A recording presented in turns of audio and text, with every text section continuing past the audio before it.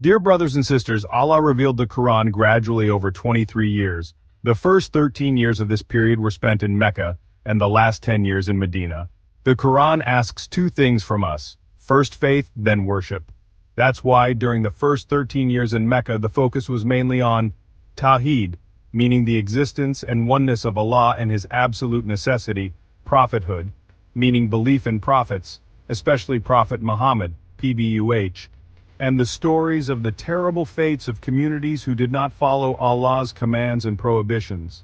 The hereafter, meaning that this world is like a field, and we will surely receive the reward or punishment for what we sow or don't sow after this world.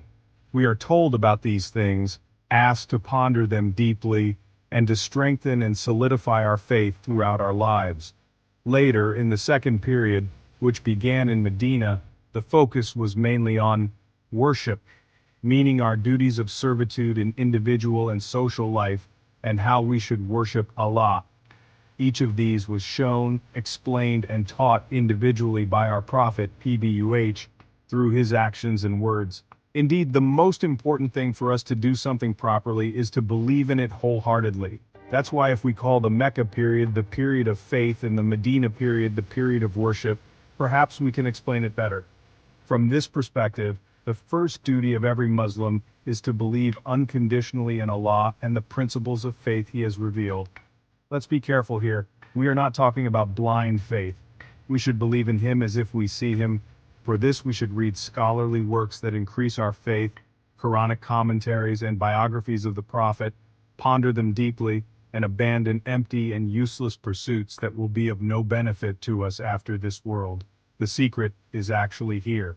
As our faith increases through verification, we will automatically detach ourselves from the meaningless and empty things we were doing, and we will find ourselves on the path of truth. Such an effort and journey in verified faith should continue throughout life so that the pleasure we derive from worship increases manifold.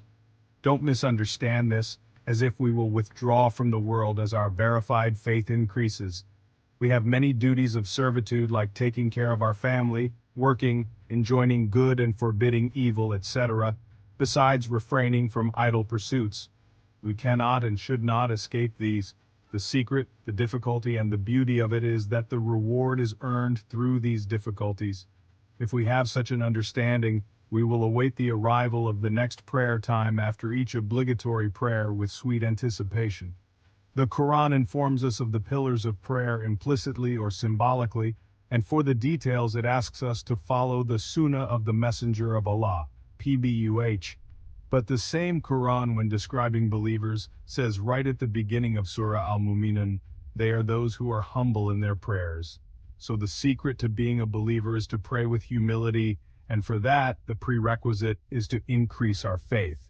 It is narrated that one day, Imam-e-Azam Abu Hanifa, may Allah have mercy on him, was performing ablution. His face was pale, and his students asked, "Teacher, what's wrong with you?" He replied, "My children, don't you know whose presence I am about to enter? May Allah grant us all to reach this level of awareness, with peace and prayers." Questions about Islam.